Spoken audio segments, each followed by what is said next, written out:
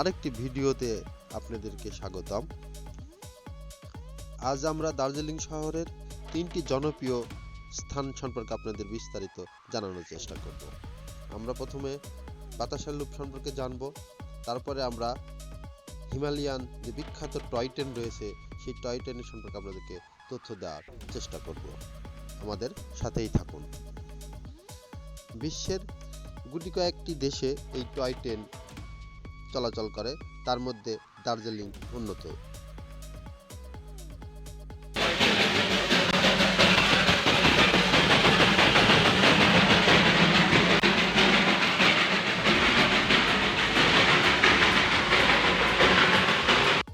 Toy train আপনারা মূলত new Jalpaiguri থেকে দার্জিলিং ভ্রমণ করতে পারবেন।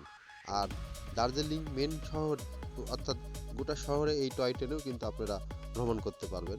সেক্ষেত্রে আপনাদের জনপ্রতি ভাড়া পড়বে 1200 রুপি। টয় ট্রেনে আপনারা মূলত ওই বাতাসা লুপ পর্যন্ত আসতে পারবেন। আপনারা এখন বাতাসা লুপের অপরূপ দৃশ্য উপভোগ করছেন। এখান থেকে আপনারা সবচেয়ে আকর্ষণীয় দার্জিলিংয়ের সবচেয়ে মজার যে জিনিস, যে কারণে মানুষ দার্জিলিং শহর ভ্রমণ করে, সেটা হচ্ছে কাঞ্চনজঙ্ঘা। আপনারা কিন্তু 50 রুপির বিনিময়ে এই কাঞ্চনজঙ্ঘার অদ্ভুত সুন্দর দৃশ্য অনুবীক্ষণ বা দূরবীক্ষণ যন্ত্রের মাধ্যমে দেখতে পাবেন।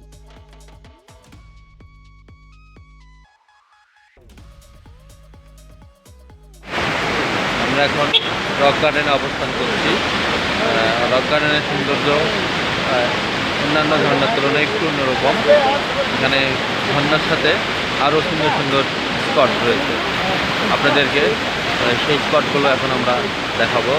দেখেন, অনেক সুন্দর সুন্দর স্পট রয়েছে রক গার্ডেন। দার্জিলিং সম্পর্কে আপনাদেরকে আমি এর আগের কয়েকটি ভিডিওতে বিস্তারিত বলার চেষ্টা করছি। আজ অল্প কিছু তথ্য আপনাদেরকে জানানোর চেষ্টা করব। দার্জিলিং জেলা হলো ভারতের পশ্চিমবঙ্গ রাজ্যের জলপাইগুড়ি বিভাগের একটি জেলা। এটি রাজ্যের উত্তরপ্রদেশে অবস্থিত।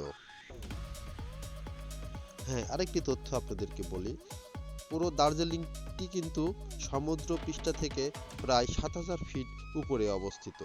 আপনারা যখন দার্জিলিং ভ্রমণ করবেন, মনে করবেন মানে সমতল থেকে 7000 ফিট উপরে আপনারা অবস্থান করছেন। সেই অনুভূতি, সেই ভালো লাগার মুহূর্ত আপনারা দার্জিলিং শহর ভ্রমণ না করলে কোনোভাবেই মনের মধ্যে আনতে পারবেন না। কাশ্মীর ভ্রমণের আমন্ত্রণ জানিয়ে এই পর্বটি এখানে শেষ করলাম। আমাদের সাথে থাকবেন, লাইক শেয়ার দিয়ে আমাদেরকে সহযোগিতা করবেন। আসসালাম।